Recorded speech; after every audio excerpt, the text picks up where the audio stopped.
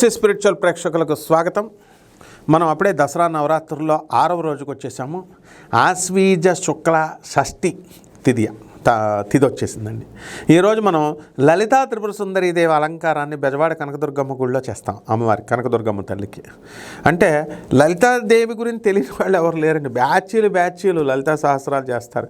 5వ క్లాస్ కూడా రానటువంటి వాళ్ళు, చదవనటువంటి వాళ్ళు తప్పులు చదువుతుంటే అబ్బో మీరు తప్పులు చదువుతున్నారు, మీకు రివర్స్ అయిపోద్దని భయపెడుతుంటే నా శిష్యుల్ని నేను చదవండి, వాళ్ళు ఏమైనా పండితులా, ఫస్ట్ వాళ్ళు ఏమైనా పుట్టుకతో పండితులు వచ్చారా, చదవండి మీరు అదే కరెక్ట్ అవుతారంటే అప్పుడు చదివిన తర్వాత మనకు యూట్యూబ్లో వచ్చే లలితా సహస్రాలతో సింక్ చేసుకొని చక్కగా అందరూ కూడా ఈరోజు మహాపండితులు అయిపోయారు. 5వ క్లాసు చదవని పండితులు బ్యాచీలు ఉన్నారు. ఇప్పుడు లలితా సహస్రం ఏమండి గురుగారు మేము 11 సార్లు చేసామండి, 21 సార్లు చేసామండి అంటారు. ఇన్నిసార్లు చేయకూడదమ్మా, ఒకసారి చేస్తే చాలు. తర్వాత ఈ లలిత అమ్మవారు ఎవరండి అని అంటే భండాసురుని వధించడానికి వచ్చినటువంటి లలిత అమ్మవారు. ఆమె ఎంత అద్భుతమైనటువంటిదంటే ఆమె మొత్తం మనకి 3200 కోట్ల పైన సోలార్ కుటుంబాలు ఉన్నాయి, సోలార్ సిస్టమ్స్ ఉన్నాయి. అటువంటి నక్షత్రాలన్నీ కూడా ఆ కోటానుకోట్ల నక్షత్రాల కాంతి అంతా తీసుకొచ్చి ఒక చోట పెడితే అమ్మవారి యొక్క నాసాభరణ భాసుర తిరస్కారి నాసాభరణ భాసుర అంటాం. తారాకాంతి తిరస్కారి నాసాభరణ భాసుర. ఆ కోట్ల కాంతులు నక్షత్రాల యొక్క కాంతిని అంతటిని కూడా అమ్మవారి యొక్క ముక్క పుడక నుంచి వచ్చే కాంతితో అది తీసిపడేస్తుంది. వెలవెలబోతాయి ఆ కాంతి. అమ్మవారి ముక్క పుడక నుంచి వచ్చే కాంతి అంత శక్తివంతమైనటువంటిది. అలాగే కరాంగుళిన కొత్పన్న నారాయణ దశాకృతి అన్నారు అమ్మవారిని లలితా శాస్త్రంలో.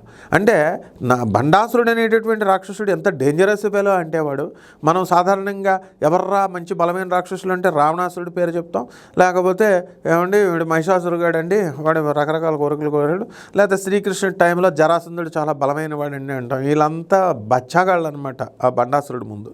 ఆ భండాసురుడు ఏనాడో చచ్చిపోయినటువంటి రావణాసురుడిని, ఇంద్రజిత్తుని వీళ్ళందరినీ పుట్టించేస్తాడు.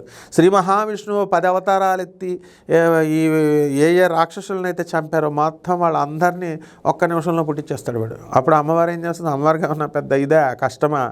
ఆ కర చెయ్యి అమ్మవారి చేతులు 2 తీసింది, కర అంగుళి వేళ్ళు ఇలా అంది. ఇక గోల్డ్ ఉంటాయి కదా, కర అంగుళి నఖ అంటే గోల్డ్ ఇలా అంది, విదిలిచింది. గోళ్ళను 10 కిలోమీటర్ కానీ ఏమైంది ఉత్పన్న పుట్టేసినాయి అంటే ఏం పుట్టేసినాయి? నారాయణ శ్రీమన్నారాయణమూర్తి యొక్క 10 ఆకృతి అవతారాలు.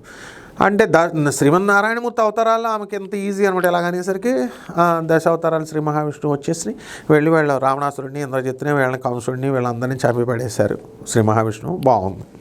అంత శక్తివంతమైనటువంటి జగన్మాత లలితాదేవికి మనం ఈ రోజున మనం చేస్తాం.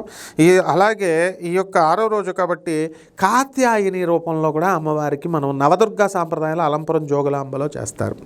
అలాగే మనం ఈ యొక్క మాతంగి అమ్మవారి రూపంలో దశమహావిద్యా సాంప్రదాయంలో చేస్తాము.